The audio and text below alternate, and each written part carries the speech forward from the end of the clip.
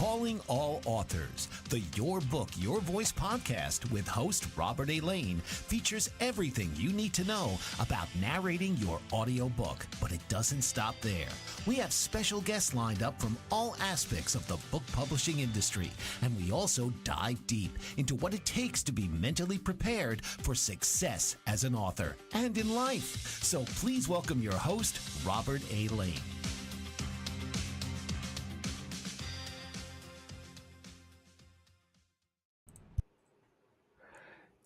Hey, my friends, welcome to the Your Book, Your Voice podcast. I'm your host, Robert A. Lane with Robert Lane Coaching. Hey, if this is your first time tuning in, welcome. Glad you're here.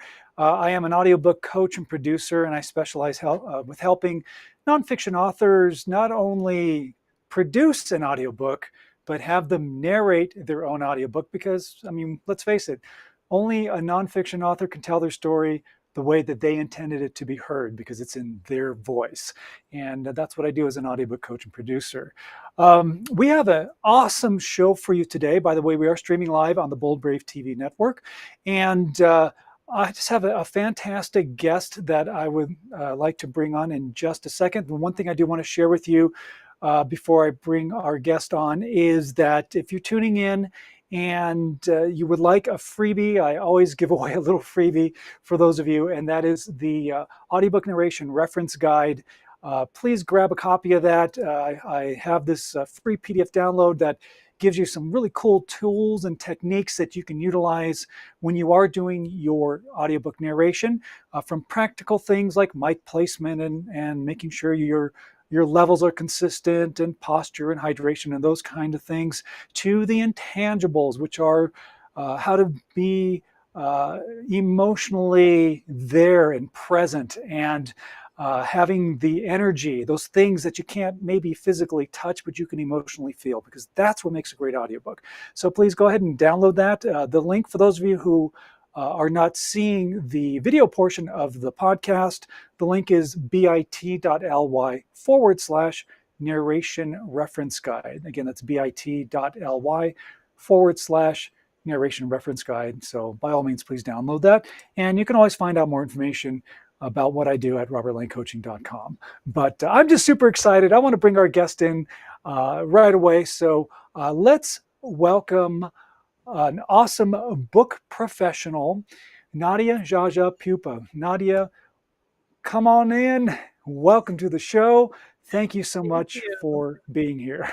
Thank you so much, Robert. I was so honored that you asked me to join the show. So I'm very excited. Thank you.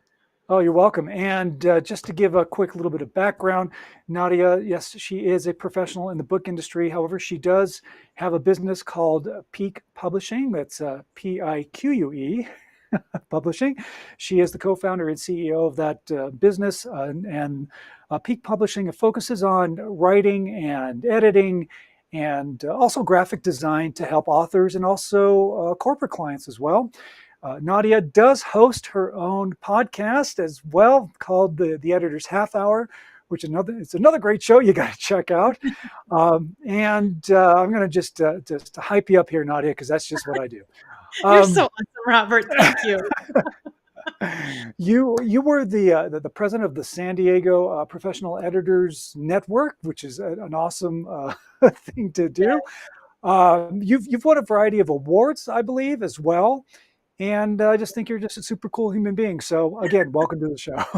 Thank you. You're so sweet. I am really happy to be here. And, once you get me started and I start talking about the publishing industry, I don't stop. So you're going to have to cut me off, Robert.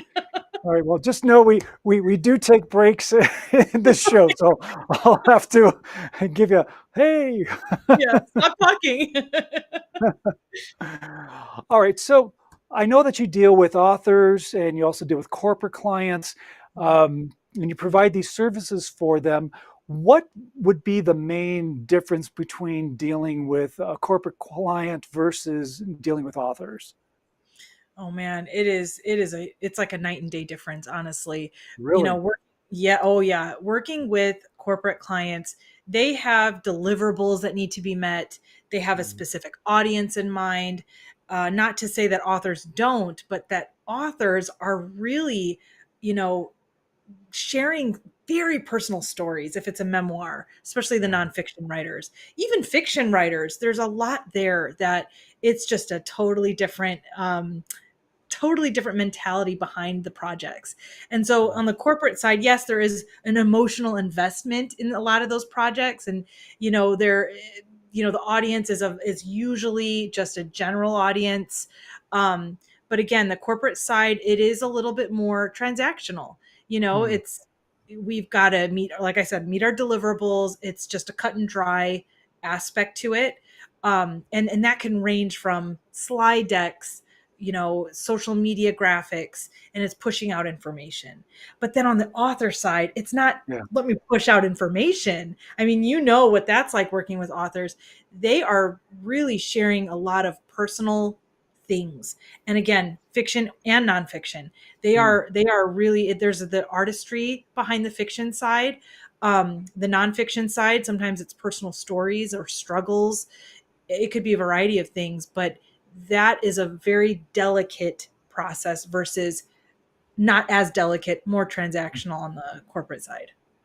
Right, understand. And some of the authors that I've worked with in regards to helping them narrate their own audiobook, some are sharing very personal stories. Oh Some yeah. other authors are coaches or entrepreneurs or educators or teachers, who provide products or services.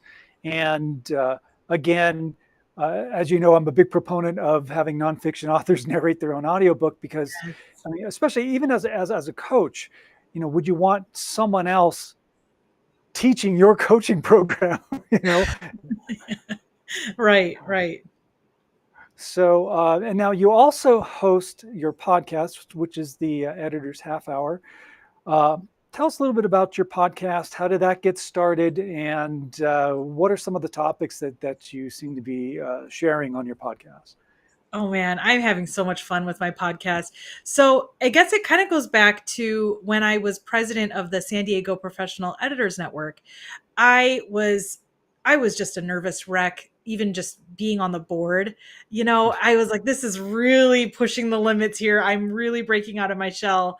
And I was leading board meetings. I was facilitating the program meetings and introducing speakers. And I was finding some of the speakers as well and making those connections. And these are experts in our industry. And so during these program meetings, and I guess after, I should say, the Q&A would begin. And during the Q&A, I noticed that I always had questions, right?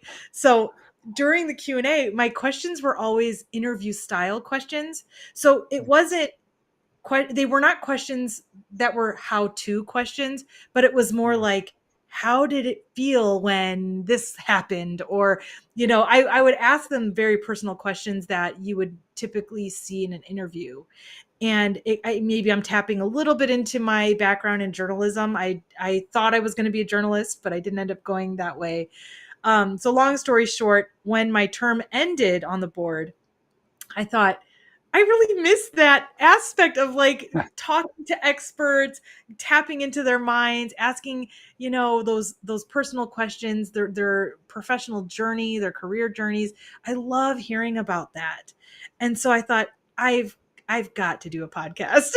So I launched it as soon as my term ended. I launched the podcast the next month. And so it was something that was in the back of my mind. I was thinking about, and then I finally did it.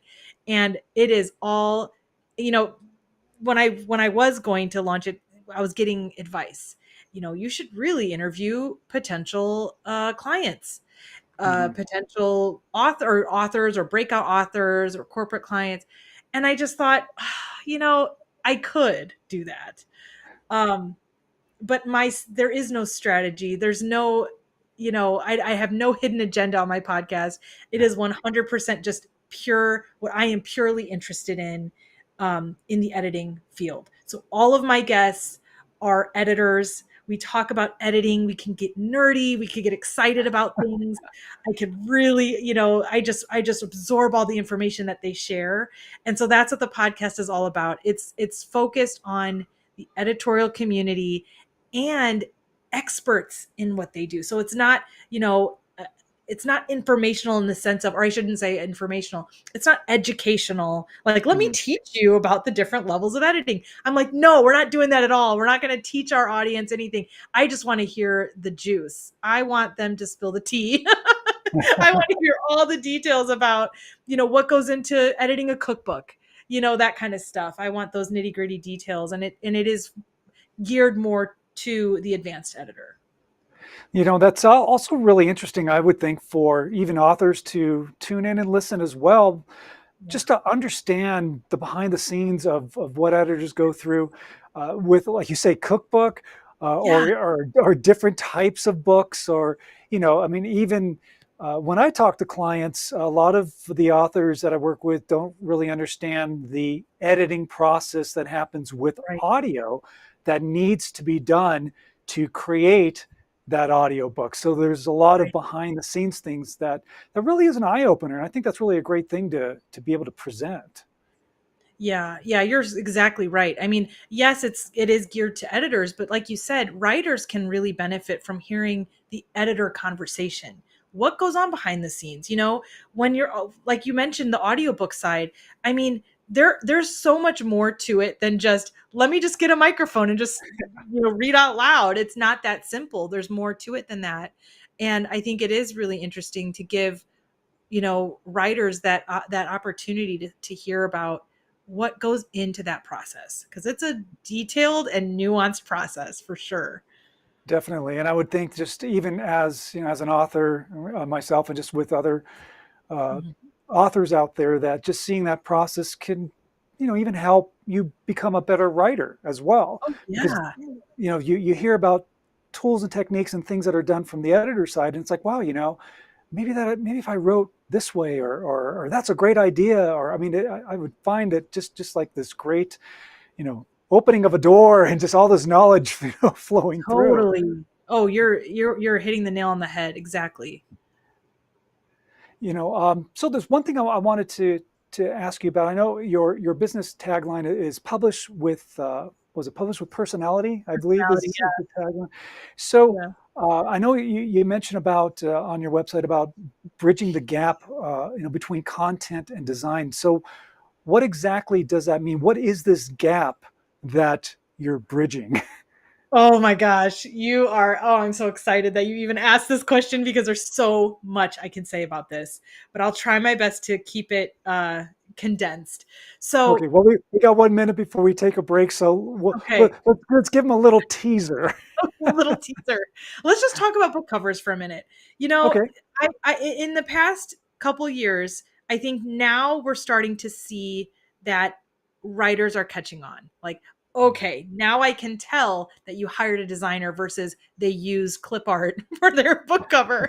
I mean, I'm talking about the early days of self-publishing now. It has really gotten more sophisticated. And so I think that general awareness is stronger. But I have so much to share, though. I could really get into the structure of the book interiors. That's where things Yes. get really, really exciting. So, Let's yes. definitely do that. And we are going to do that when we come back. You're listening to the Your Book, Your Voice podcast. My very special guest is Nadia Geagea Pupa. And boy, this is so much information. Get your notepads, take notes. There's going to be a lot of information coming your way. We are streaming live on the Bold Brave TV network. We'll be right back. What if there were a super tiny device that could diagnose the brain and is smaller than a single human hair? What if you could see inside the brain to help an epilepsy patient during surgery, or to help the fight against Parkinson's disease? Dr. Patricia Broderick is proud to announce the Broderick Probe, a biomedical and electronic breakthrough. Imagine a probe to help with the understanding and potential cure of brain-related diseases. To learn more, listen live to the Easy Sense radio show with host Dr. Broderick, Wednesdays 7 p.m. Eastern on the Bold Brave Media Network and TuneIn Radio.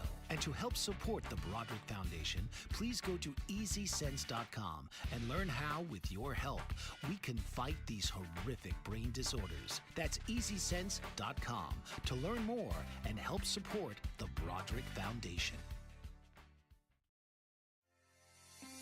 Author, Radio show host and coach John M. Hawkins reveals strategies to help gain perspective, build confidence, find clarity, achieve goals. John M. Hawkins' new book, Coached to Greatness, Unlock Your Full Potential with Limitless Growth, published by iUniverse. Hawkins reveals strategies to help readers accomplish more. He believes the book can coach them to greatness. Hawkins says that the best athletes get to the top of their sport with the help of coaches, mentors, and others. He shares guidance that helps readers reflect on what motivates them. We discover and assess their core values, philosophies, and competencies, find settings that allow them to be the most productive, and track their progress towards accomplishing goals. Listen to John Hawkins' My Strategy, Saturdays, 1 p.m. Eastern on the BBM Global Network and TuneIn Radio. All right, welcome back. We are here on the Your Book, Your Voice podcast. My very special guest is Nadia Geagea Pupa from Pique Publishing. We're just scratching the surface of some of the great things that Nadia does with her company and how she helps authors like yourself with your book, whether you're a nonfiction author, fiction author. Now, the question that was asked before we took the break was bridging the gap between content and design, and to really understand what that gap is and what really needs to be bridged. So, Nadia, please enlighten us on this Oh concept. my gosh. Oh, so much to say. So much to say. I think I'll start with books though, because I started Okay. getting into it with book cover design. Yeah.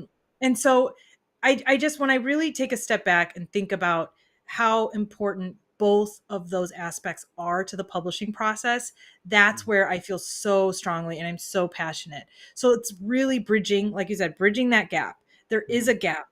I have seen so many books that I thought were so interesting, or I've met authors and I'm like, this book is a fascinating topic. And then I look at the book and I'm like, oh man, that's ugly. That cover looks hideous. You know, I'm thinking this, I would never say that out loud because their books were published. Yeah. So in my head, I'm thinking, oh, they could have done, what a missed opportunity. They could have made it look so much better if they're talking about, even if it's something like public policy. I mean, there's stuff that you can do to make it so much sharper and so much more interesting and engaging. You want that cover to look interesting enough for somebody to, if they see it at an exhibit booth or if they see it in a bookstore, local bookstore, they will pick that up and be like, what is this? What is this about? Mhm. Even if it has nothing to do with what they do. If it's Sure. aerospace, for God's sake, I mean, anything, you want them to be able to pick that up and be interested. And so I started to see this. And I think several years ago, I had made reference to the self-publishing industry and how it had a bad reputation. And that's Mhm. why. That is exactly why. Now, when we get into the interior, several self-published authors neglected the editorial process. And so their books were littered with grammar and punctuation. That is also important. That's the content side. And so that quality was lacking. And so when people would say, oh, I'm an author, and they would say that their books were self-published, it was almost frowned upon, like, ew, self-published. And it was like this attitude about it. But nowadays that's not the case. Nowadays, like I said, that whole process is getting super sophisticated. And the Yeah. self-publishing process is quite expensive for that reason alone, because that quality then it's there. So bridging that gap between this amazing content, expert knowledge, Mhm. and then to put it into something that looks at that same level, that quality has to be there, is so, so, so important. So the Yeah. most important thing about the interior is in nonfiction. There's a missed opportunity for infographics. There's a missed opportunity for visuals that can accompany information. And Yeah. even, storytelling, fiction, they're not heavy on graphics on the interiors. But if there's a book that's considered supplemental reading material and the author gets into 5 key points, I mean, there you go. There's a graphic right there where you can design and illustrate those 5 key points. And then the author can use that graphic on social media and say, hey, look at this interesting graphic about 5 key points that I discuss in my book. And then people on Right. social media will eat that up and be like, oh my God, this explains so much in one image. And then they'll click on it, read the description. Then they'll say, I gotta read this or listen to this book, and then they're intrigued that way. So that's where there's that missing link. And I Mm. feel that that's my biggest differentiator in the industry is I will speak up and tell the author, hey, just letting you know, this is a great opportunity for a graphic if you're interested. Just let me know. Mhm. And then we get that dialogue and that conversation starts. And then it becomes a very engaging, almost holistic approach to the content. Good point. And, again, you brought up something that's really important, and that the self-publishing industry has come a long way. Oh, yeah. Absolutely. And that is so important. And this is something that I share with the clients that I work with as well. And I talk about it a lot, on social media and doing these podcasts and all that thing.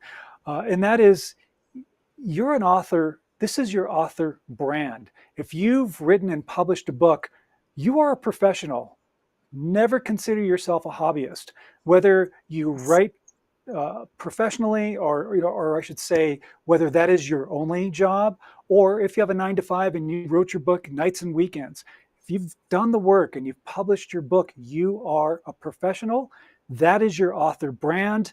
Your product is your ebook, your paperback, your hardcover, your audiobook, and you need to treat that, because you are now an entrepreneur, and you are, this is one of my infamous quotes, you are the CEO of you.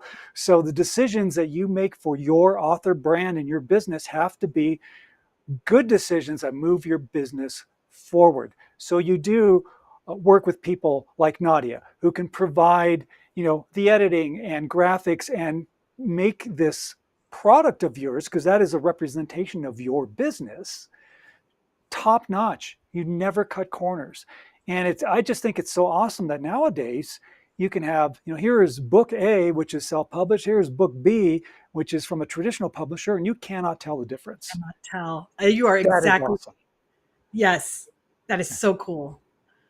And so that's just a great thing. And I think I highly encourage all authors out there to embrace your entrepreneurship, to embrace your author brand, and be proud of it and love it and treat it like a business, because it is. It is. You're putting yourself out there, and you've had this purpose and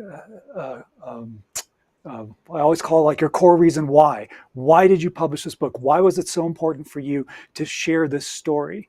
And because of that purpose, you definitely want to put out there the best product that you possibly can.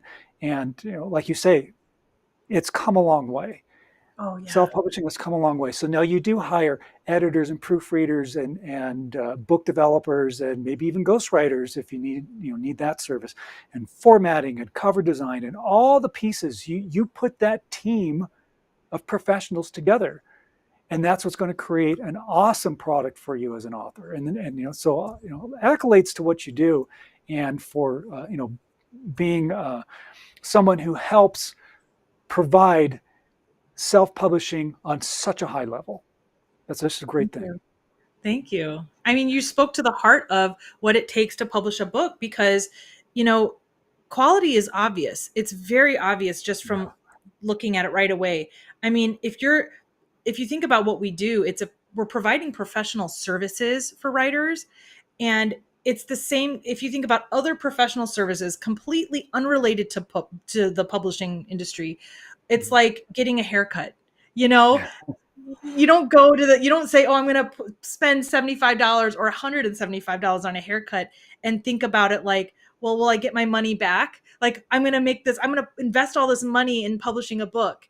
Will I get my money back? Like, it's a professional service. So what level of quality do you want? Do you want to just have AI auto generate your book for audio? Or do you want to just have AI generate the book cover? I mean, that's called cutting corners, and it's very obvious when those things happen. But I mean, I think when you look at professional services, there's so much weight that's put onto the quality and the experience of the professional providing those services.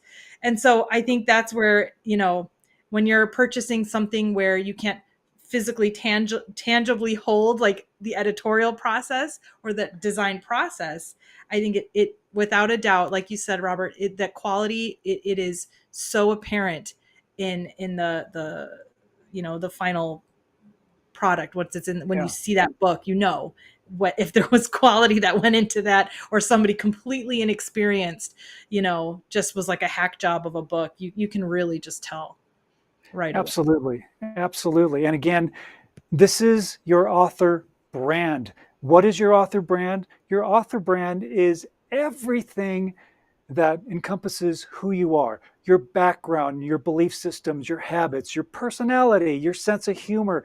It's that is who you are. That is your author brand. That's what makes you so unique. And your unique voice is in the written word. And this is why I always say, hey, nonfiction authors, you got to narrate your own book because you're just bringing that voice to life. No Oh one can yeah. tell your story better than you. And don't cut corners. Don't cheapen your product, because when you cheapen your product, you're cheapening your author brand.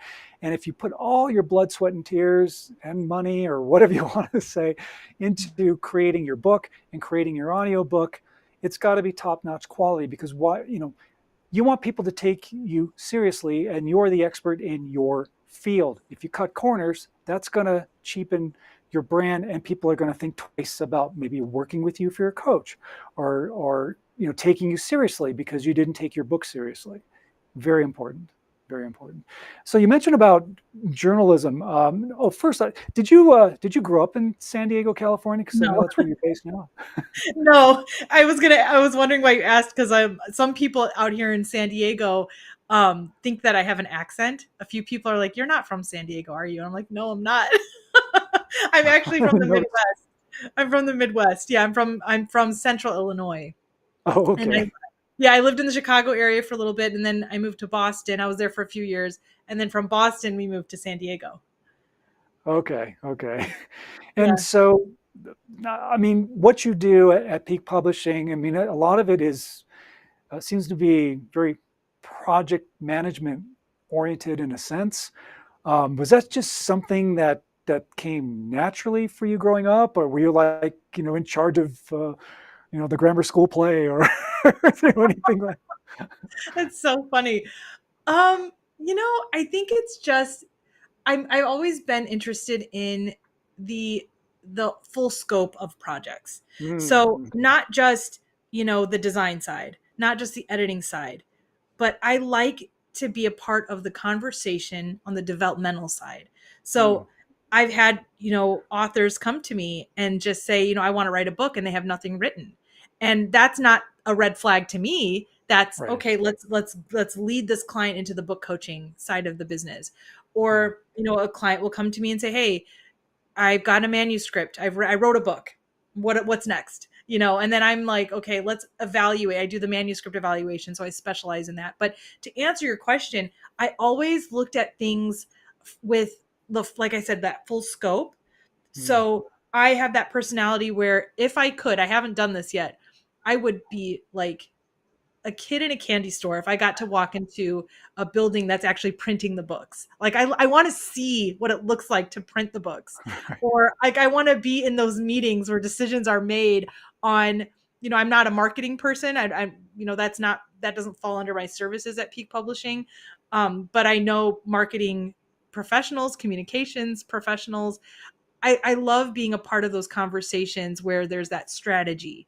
Like, what is mm, our goal? Who is our audience? What is our message? And so I think I just like to be a fly on the wall. And then as time progressed, I started to voice my opinions in those meetings. And I'm talking when I was a full-time staffer. mm, And, at first you're shy, right? You're just some kid. I could have been an intern or, entry level staff, but I would voice my opinions. And when I saw that what I was sharing, was accepted, like, oh yeah, that's a good point.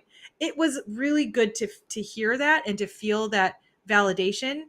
And then I thought, I think I'm good at this. I think I'm good at developing content and seeing it through all the way to the finish line. And so that's what happened. And then it slowly started to happen with the company. I would take on more and more tasks related to projects on the corporate side. And I would then be asked and pulled into meetings where editors normally are not pulled into. And I was Right. like, this is so cool. I get to hear this bigger strategy behind this project. And now they want to hear my opinions. Like that's pretty damn That's cool. pretty I was really awesome. excited about that. And Yeah. so that's where I started to really take the company to the next level. And Awesome. we are, like you said, that project management, full scope aspect to developing anything. Great. We're going to take another quick break. We'll be right back. I do want to talk about the process you mentioned about if an author comes to you, those different scenarios. Love to get into more detail about the process for an author who comes to Peak Publishing. You're listening to the Your Book, Your Voice podcast. I'm Robert A. Lane with Robert Lane Coaching. Go to robertlanecoaching.com if you want to find out more about what I do as an audiobook coach and producer. Go to Peak Publishing, of course, to find out more about Nadia's business. We will be right back. We're streaming live on the Bold Brave TV network. Did you know that your beliefs create your entire reality? But it's the subconscious beliefs that do most of the creating. Belief shifter and life coach Shiraz can help you identify those limiting beliefs and eliminate them, often in a single session. Like it was almost instant, like I had relief right away. Creating better health, relationships, careers, and finances. Let Shiraz help you step out of safety and into awareness. Definitely something's happening. It's like a flow inside. Yeah, it feels good. Whether in person or online, Shiraz provides personal coaching, belief shifting. Visit Shiraz at energeticmagic.com or call 416-529-7429. Energetic Magic on the BBM Global Network, Tuesdays at 7 p.m. Eastern. Find your greater happiness. Be well. Be aware. Be magical. Are you struggling to care for elderly parents or a spouse? Do you wonder if being a caregiver is making you sick? Are you worried about taking time off work to care for elderly parents and balance work, life, and caregiving? Has caregiving become exhausting and emotionally draining? Are you an aging adult who wants to remain independent, but you're not sure how? I'm Pamela D. Wilson. Join me for the Caring Generation radio show for caregivers and aging adults, Wednesday evenings, 6 Pacific, 7 Mountain, 8 Central, and 9 Eastern, where I answer these questions and share tips for managing stress, family relationships, health, well-being, and more. Podcasts and transcripts of The Caring Generation are on my website, PamelaDWilson.com, plus my caregiving library, online caregiver support programs, and programs for corporations interested in supporting working caregivers. Help, hope, and support for caregivers is here on The Caring Generation and PamelaDWilson.com. All right, welcome back to the Your Book, Your Voice podcast. My name is Robert A. Lane. Robert Lane Coaching's my business. And my very special guest is Nadia Geagea Pupa from Pique Publishing. Does some great work for authors and also for corporate clients as well. But I do want to dive into the process that you do, Nadia, for authors that approach you in your business and say, those two scenarios were great. The one scenario of somebody who says, hey, I want to write a book. I haven't even started yet. What do I need to do? And then the person who may have a manuscript and says, hey, I wrote this book. Now what do I do? So let's start with the author who just shows up and says, hey, I have this story. I'm compelled to tell it. Maybe it's a memoir or something that's very personal. I haven't written a word yet. What do I do? Oh, I love it. I love those clients. I love all types of clients, but those are the most interesting because that they have passion. They have something inside them that they know they want to share with the world, but they just don't know quite how to do it. What is that process like? And so we'll sit down, we'll talk, we'll have our consultation. I want to hear what they're all about. So that consultation is really my chance to ask as many questions as possible on what their goal is. And so then if they're interested to move forward, we will have a series of book coaching sessions. And those are so much fun. I'm very obviously heavy on the corporate side. That's my background. Corporate world is my thing. So the way that I approach the book coaching side is I have the clients write their mission statement. why are you doing this? Why are you writing this book? Why, what is your purpose? What is your goal in doing this? And it is such a powerful thing for them to do. Their mission statement may or may not be put into the book, and we wouldn't call it a mission statement. But the goal is to get them to use that as their guide throughout all of the book coaching sessions. They can turn to that mission statement to remind themselves when they get into those moods where they have that self-doubt, like they're overwhelmed, they get discouraged. I can't do this. I'm not a good writer. The negative self-talk that everybody does to themselves. Yeah. They have that mission statement now. And then they go back to that and they're like, damn it, yes, now I know why I'm doing this. And it gives them that excitement. And that's what I'm there for, is I am there to help the authors not get discouraged in the writing process. And, we've had to pivot. Sometimes they just do not like the writing process. They have so many ideas. And so then we will pivot and we will turn it into a ghostwriting project. And I'm there for that too. So if they're struggling with the writing process, if they have dyslexia, if they have something that's, debilitating for them in that process, then we will pivot and we will help them. And I try my best to work with, within their budgets if possible. And if it doesn't work, I always have really great referrals for my clients. But that's how we approach it. They have nothing written. They want to do something. We hash out our ideas. We get a working outline going, and I give them homework assignments.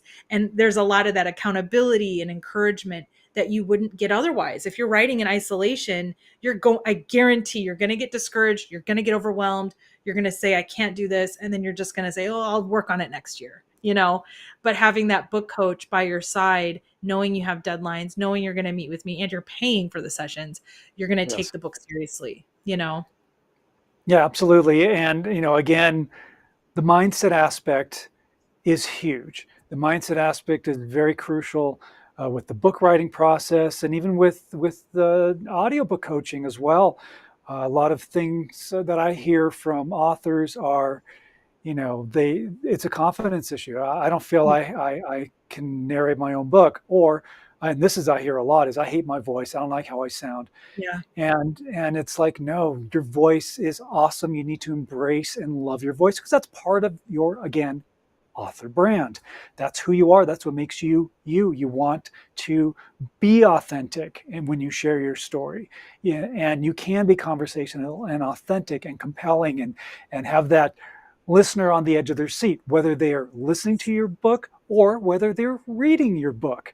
It's super important. So again, the mindset aspect is important, and that having that mission statement is a great idea and a great way to keep the authors that work with you on track.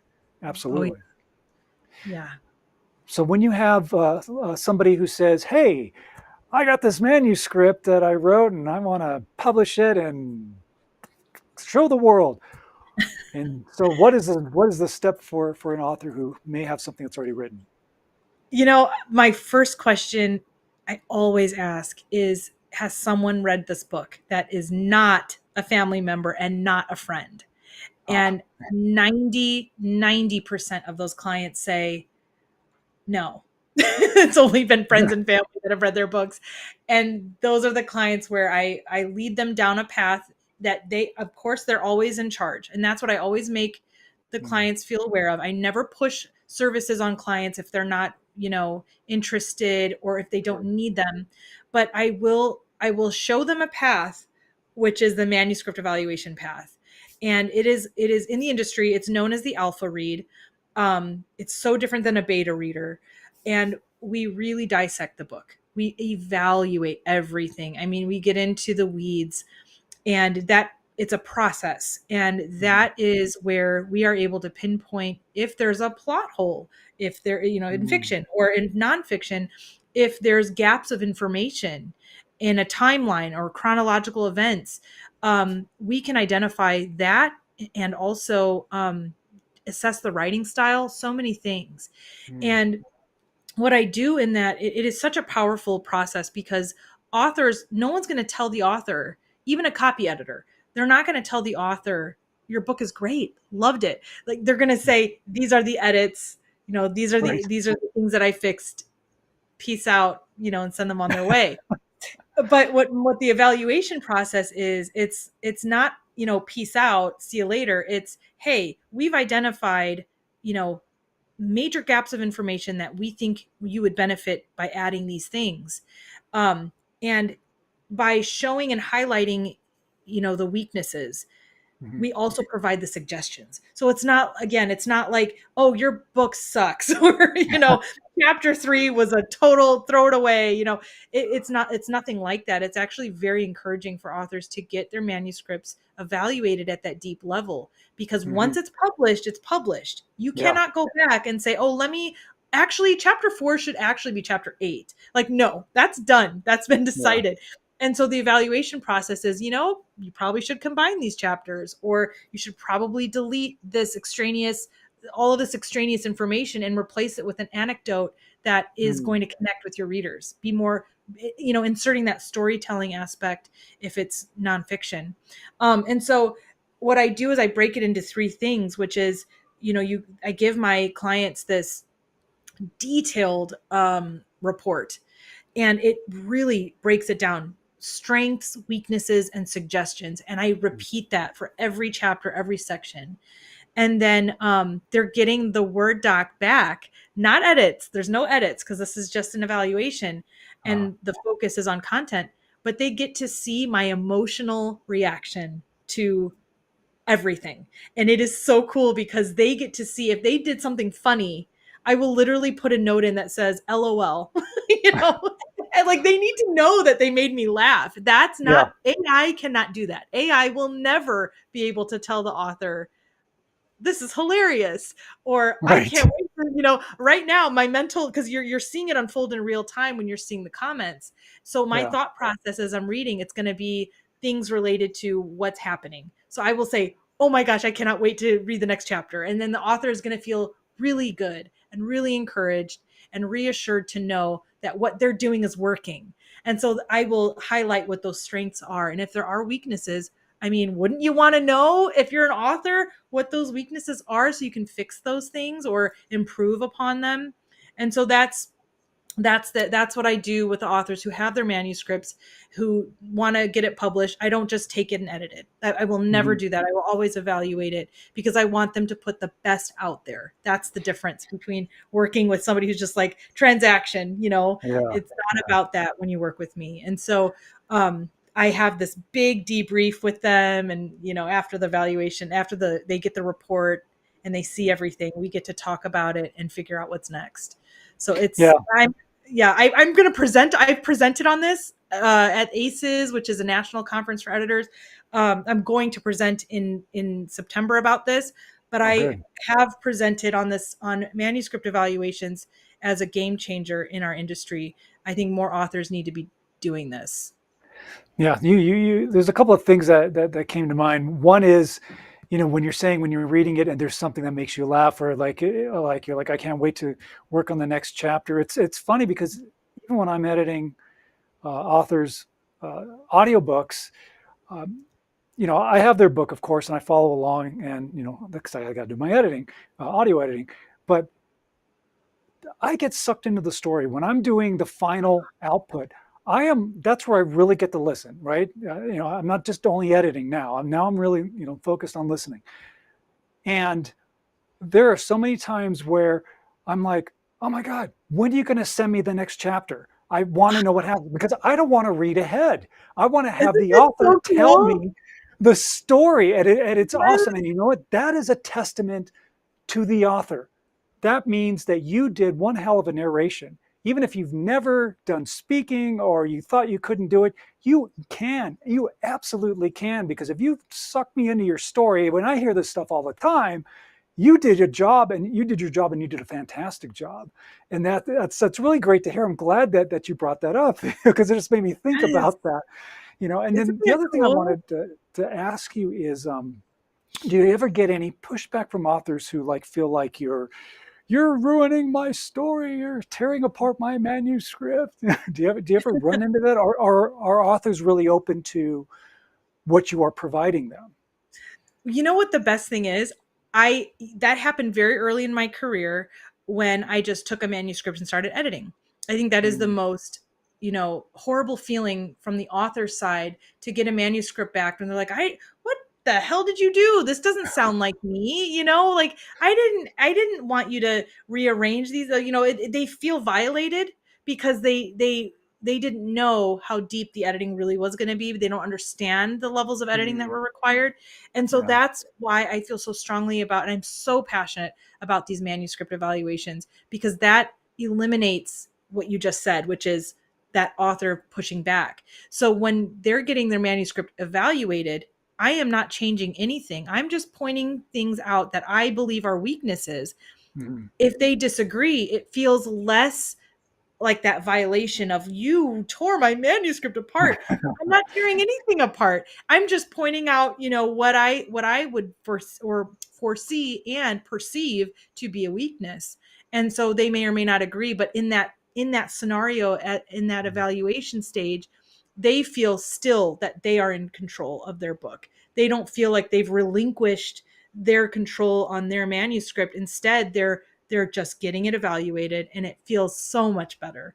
And so then during that debrief, when we talk about all of the things that I mentioned, for the majority of the time, they are totally in alignment. But if they disagree, it's that much better for us to start the editorial process knowing what they want to have changed and what they don't want to have changed. Awesome. Yeah, that is great. We have to take one more break. Got so much great information. There's so many things I want to ask you, and I don't know if I'm going to be able to fit it in the short time that we have left. But anyway, you're listening to the Your Book, Your Voice podcast. My very special guest is Nadia Geagea Pupa with Pique Publishing. We got so much great information. We're going to share where people can get a hold of you. And I want to talk about these affirmation cards. So we're going to do that when we come back here. We're streaming live on the Bold Brave TV network. My friends, don't go away. Mike Zorek, a three-time California state champion in Greco-Roman wrestling at 114 pounds. Mike, blind since birth, was born in Hartford, Connecticut. He was a six-time national placer, including 2 seconds, 2/3, and 2/4. He also won the Veterans Folk-Style Wrestling twice at 152 pounds. In all these tournaments, he was the only blind competitor. Nancy Zorek, a creative spirit whose talents have taken her to the stage and into galleries and exhibitions in several states. Her father, a commercial artist who shared his instruments with his daughter and helped her fine-tune her natural abilities, influenced her decision to follow in his footsteps. Ms. Zorek has enjoyed a fruitful career doing what she loves. Listen Saturday mornings at 12 Eastern for the Nancy and Mike Show for heartwarming stories and interesting talk on the BBM Global Network.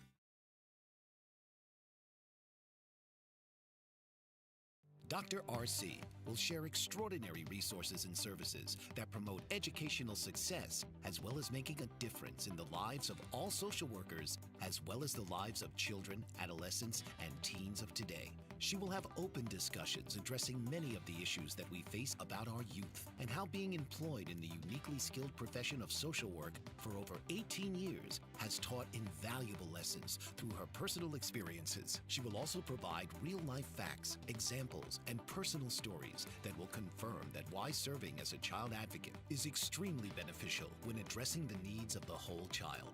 Listen live to Dare to Soar, Saturdays 10 a.m. Eastern on the BBM Global Network, and tune in radio as Dr. RC will provide thought-provoking information that will empower, encourage, and strengthen students, families, and communities across our nation. You can also visit her at soarwithkatie.com. All right. We are back with the Your Book, Your Voice podcast. I'm Robert A. Lane, your host. My very special guest is Nadia Geagea Pupa from Pique Publishing. So much information we've been sharing. The one thing that you did mention in our last segment about doing the evaluation is that when you said you don't edit, I love that because that is important, and you aren't doing anything to doctor their story. And by just giving those suggestions, I think is such a great and valuable tool for the author. Now, I did throw in that mention about affirmation cards because, mindset is key with anything that you do, whether it's book writing, audiobook narration, and just life in general. But you've created some affirmation cards. What's that all about? Share Oh with my us. Oh my gosh, so exciting. I, once I started the podcast, I started thinking about the fact that now I'm really connecting with my community. I'm really connecting with editors and thinking about what editors need. What are we missing in our lives? Editors, we work in isolation, especially the copy editors who are, Mm, you have to work in isolation. You're editing a manuscript, right? yeah. But I think what I started to realize was, just because you work in isolation and you work alone, it doesn't mean that you need to be lonely. And Mm, after COVID, I mean, we know what COVID did to us. It messed up a lot of things, but it did a lot of great things as well. It was very eye-opening how important it is for human connection, you know? And so that loneliness can creep in. But then when you get lonely, and you're working on something by yourself, it's very, very easy to all of a sudden question everything. Like, mm. there have been moments, and it doesn't matter how many years of experience you have, it happens to everybody, where I'm editing something and all of a sudden I'm like, wait a minute, does that comma go there? Wait a minute. No, wait, and then I'm back and forth juggling in my head. And then all of a sudden I'm like, I'm a horrible editor. I don't know anything. And when you realize that there's a specific rule that maybe you hadn't been following all these years, and you're just like, crap, I literally don't know anything. I'm a horrible editor. And all that negativity, it's a downward spiral. Yeah. And so what is a way that we can not allow that to happen? A little thing, a little something that you can look at throughout the day. And that would be an affirmation. You need to tell yourself these positive affirmations, reinforcements, to remind yourself that you are a good editor. And so that's what I created for the editorial community. It's called, and I have a box here. It's wrapped, but I'll hold it up for the video. Or Yeah, at least the please video do. portion. It's got editorial marks. It says affirmation cards for editors. It's a simple title. And the goal is to make that editorial process less lonely. And I'm hoping that by selling these cards, it'll help me fund the podcast. That was the business strategy behind it. But more so, it's that connection with my community of editors, to just reignite that sense of confidence. And some of the cards Love are it. just so simple. Some of it just says stuff like, you are a master at, semicolons or something like that, where it's super nerdy and funny, but only other editors will get it. But talking about grammar and punctuation and consolidating complex information, and just saying things like, just, I am a good editor. As Mhm. simple as that would really just remind the editor, like, your stuff. Don't question yourself, because I'm telling you, there are projects that I have had that have made me cry because it was so intense and so intimidating. Yeah. When you're working in the academic part of the world, it can be very intimidating. And so again, that's what these affirmation cards are meant to do. They're meant to, ignite that confidence, ease Awesome. the process, make it feel less of a struggle when it gets hard. That is so cool. We are just about out of time. I do want people to be able to get in touch with you. Can you share some of the places that people can find you? The best way to find me is on my website. It's Pique Publishing, Pique, publishing.com. And there's a contact form right there. And it'll go straight to my inbox. It won't go to anybody else. It'll come to my inbox, and I will respond as soon as possible. But yes, my website is the best way to connect with me. Awesome. Nadia, thank you so much for being on the show. It's been a pleasure speaking with you. We're going to have to bring you back again because there's just so much information that you've given us. Thank you so Thank, much. thank you. This You, was so much fun. you're listening to the Your Book, Your Voice podcast. I'm your host, Robert A. Lane. Go to piquepublishing.com and get connected with Nadia. We'll be back next week, of course, at the same time. We're streaming live on the Bold Brave TV network. Again, thank you all for tuning in. We'll catch you next week, my friends. Take care. This has been Your Book, Your Voice with host Robert A. Lane. Tune in each week for another powerful and informative episode of Your Book, Your Voice, Thursdays, 8 p.m. Eastern on the Bold Brave TV network.